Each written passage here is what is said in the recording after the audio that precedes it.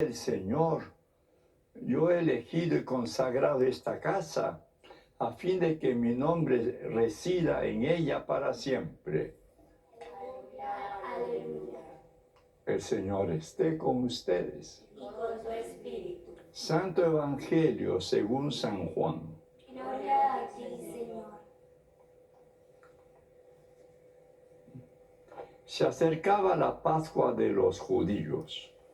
Jesús subió a Jerusalén y encontró en el templo a los vendedores de bueyes, ovejas y palomas, y a los cambistas sentados delante de sus mesas. Hizo un látigo de cuerdas y los echó a todos del templo, junto con sus ovejas y sus bueyes. Desparramó las monedas de los cambistas, derribó sus mesas y dijo a los vendedores de palomas: saquen esto de aquí y no hagan de la casa de mi padre una casa de comercio. Y sus discípulos recordaron las palabras de la Escritura: el celo por tu casa me consumirá. Entonces los judíos le preguntaron: ¿qué signo nos da para obrar así? Jesús les respondió: destruyan este templo y en 3 días lo volveré a levantar. Los judíos le dijeron: ha sido necesarios 46 años para construir este templo, ¿y tú lo vas a levantar en 3 días? Pero él se refería al templo de su cuerpo.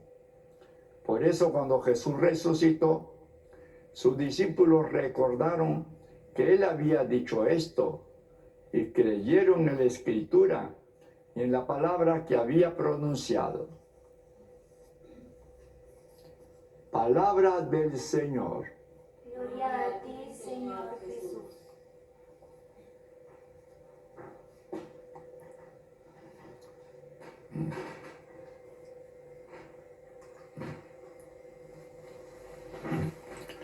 Es una fiesta que nos une a todos los cristianos en torno al Papa, porque aunque siempre vemos la Basílica de San Pedro llena de gente, no es la catedral del Papa.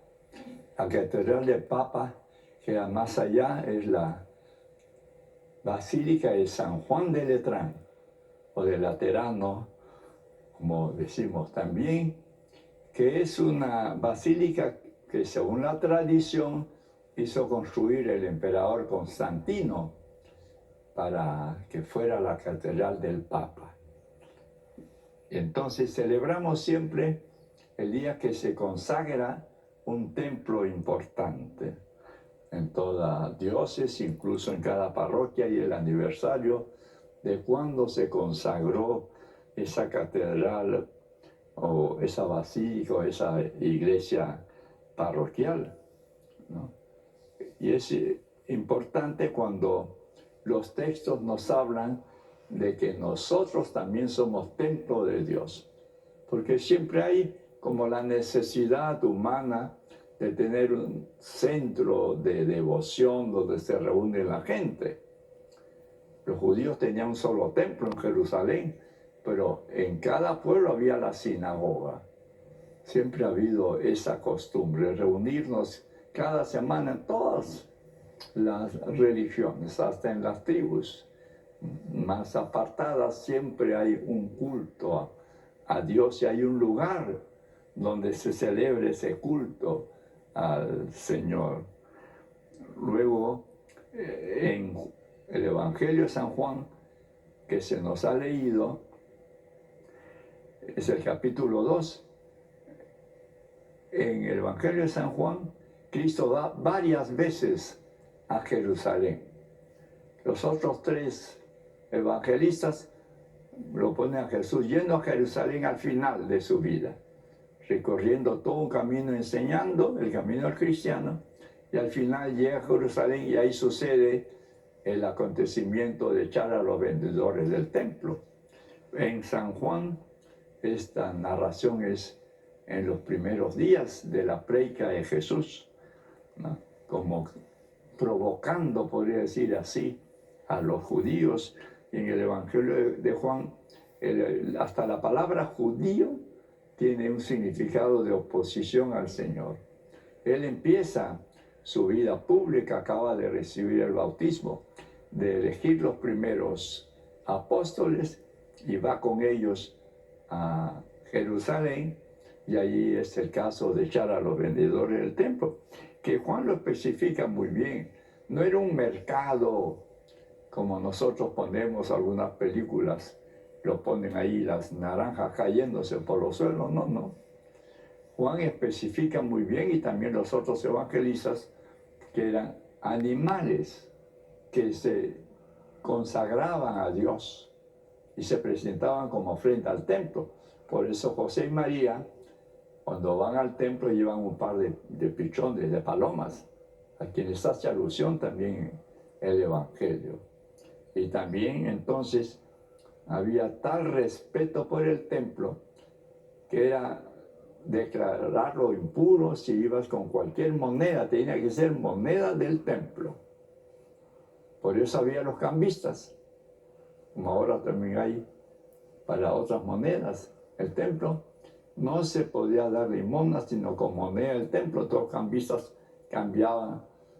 Y entonces también hay una realidad que no siempre nos habían dicho o explicado, que parte de ese, llamémosle negocio, era de parte del mismo templo. Ellos mismos vendían, ¿no?, animales, ellos mismos hacían ese cambio, por eso hay cambistas. Cuando Jesús llega al templo y él pide que la casa de Dios es una casa de oración. Todos debemos tener o podemos tener un templo, una capilla, pero como centro de oración y sobre todo de la comunidad creyente, que ahí escucha la palabra del Señor y sale para ponerla en práctica.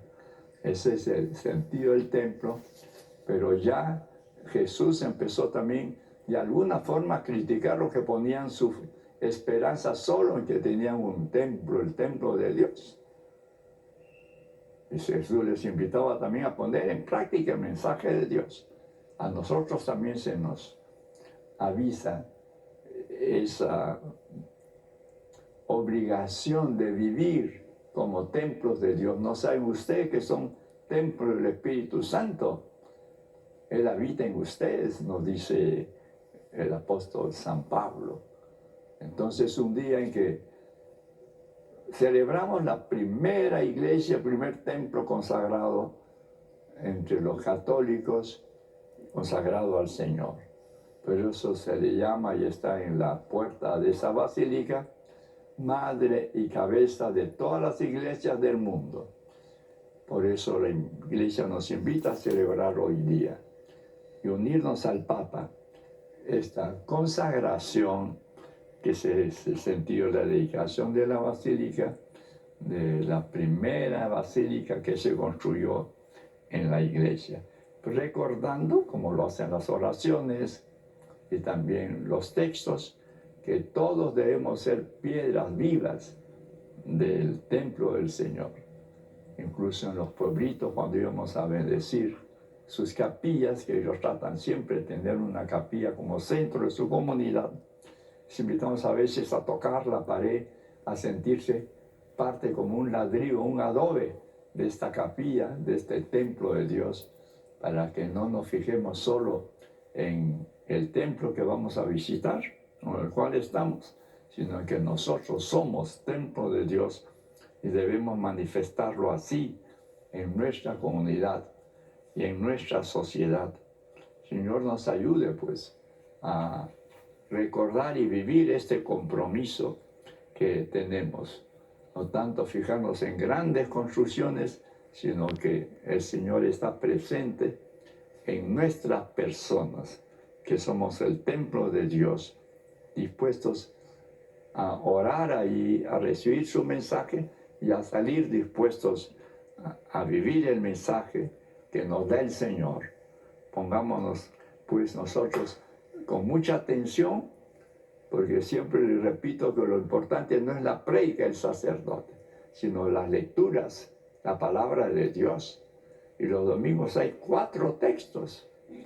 Son las lecturas y el Salmo, el Evangelio, son 3 lecturas y el Salmo, y que cada uno de nosotros aproveche, aunque sea una de esas frases, para vivirla en nuestra semana. Que el Señor pues nos ayude a vivir nuestra realidad de ser templos de Dios y dar ejemplo a nuestra sociedad de cómo debe vivir una comunidad creyente.